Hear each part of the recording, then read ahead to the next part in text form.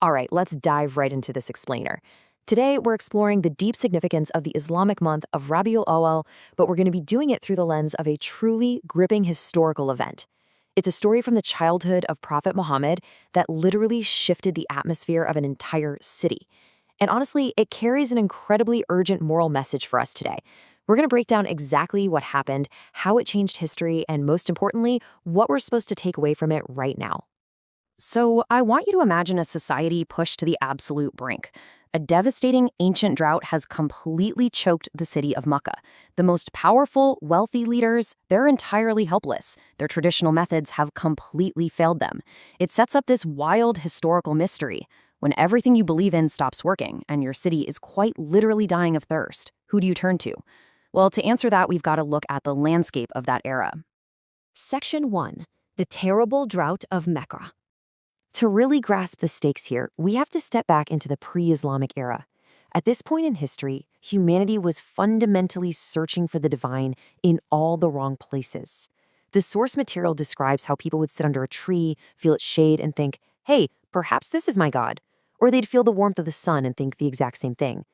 In Mecca, this evolved into a whole system where they crafted idols with their own hands. I mean, they had a specific idol for absolutely everything. An idol for joy, an idol for a good marriage, an idol for employment, and crucially, an idol for rain. But the crisis escalated rapidly. For months, Mecca was hit by a prolonged, severe drought. In response, the leaders went to every single idol in their homes.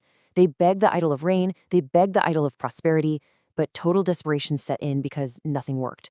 The skies remained completely dry. Finally, out of sheer desperation, all the leaders gathered and decided they just had to try something else. So, they went to the doorstep of a highly respected leader in Mecca, Abu Talib. The leaders of Mecca come to Abu Talib and essentially say, look, we've prayed to all our idols and nothing has happened. Please pray to your God so that this devastating drought might end. And Abu Talib's response? It's one of the most powerful turning points in this entire narrative. He tells them, I will not bring my God, I will bring my nephew. He is, of course, referring to the young prophet Muhammad. Section 2, Prayer of Little Hands. Picture the scene here. You've got the powerful, wealthy, desperate leaders of Mecca, men whose beliefs have just entirely failed them. And walking toward them is Abu Talib, holding the hand of a radiant, innocent, young child. The source emphasizes the sheer purity and light of the young prophet's face.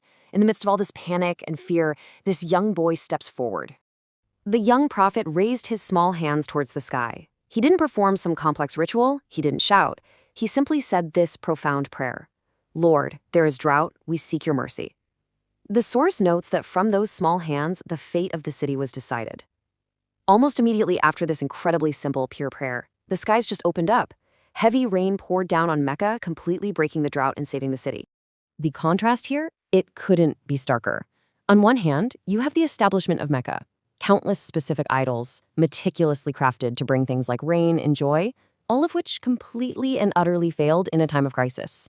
On the other hand, you have the young prophet, just a child with a singular, pure prayer directed at the one true God, and it instantly brings heavy rain.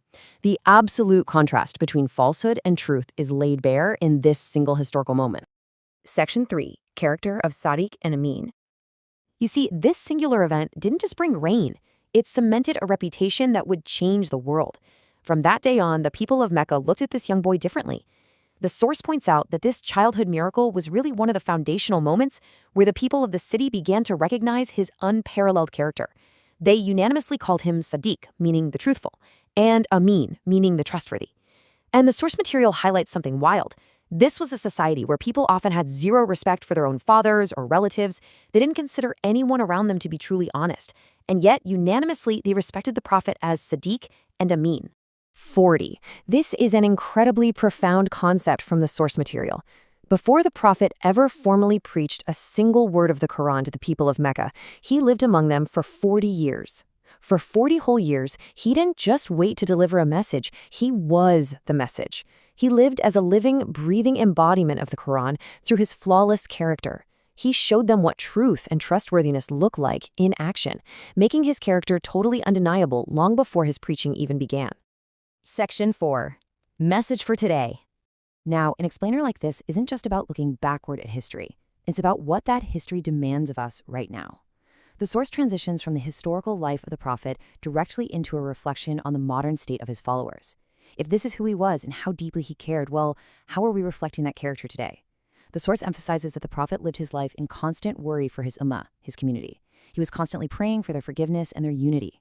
Yet look at today. We see a modern community that is deeply divided. People are disconnected, prioritizing their own small perspectives, and honestly, often struggling with basic honesty. The source asks a very poignant question. If the prophet were to look at the divided state of his followers today, would he be pleased? So, what's the solution? How do we actually honor this legacy? The source lays out very practical, concrete actions for the month of Rabiul-Awwal. Number 1, stop lying and just speak the truth. Seriously, don't lie to cover up your mistakes. Number 2, forgive each other and actively create unity. Number 3, expand your dasturkhan, meaning your hospitality and generosity. Sit together, eat together, share your joy. And lastly, if you're struggling materially, protect your faith by continuing to work honestly and patiently waiting for your time. I know a lot of people hesitate to be generous, to expand their hospitality, because they're terrified it's going to decrease their wealth. But the source provides this beautiful reassurance. Opening your home and feeding others will not drain your finances. Why? Because the spiritual reality is that every single person who walks through your door brings their own provision, their own rizq, ordained by God. You are merely the vessel for it. During this month, a lot of us wonder how best to honor the legacy we've just discussed. And the source leaves us with this incredibly powerful, provocative challenge. What better gift can a follower possibly give than to completely abandon falsehood and simply speak the truth? It's not about grand gestures, It's about adopting the very character of Sadiq and Amin in our daily lives. So think about that as you go about your week. How can you embody that exact truth today?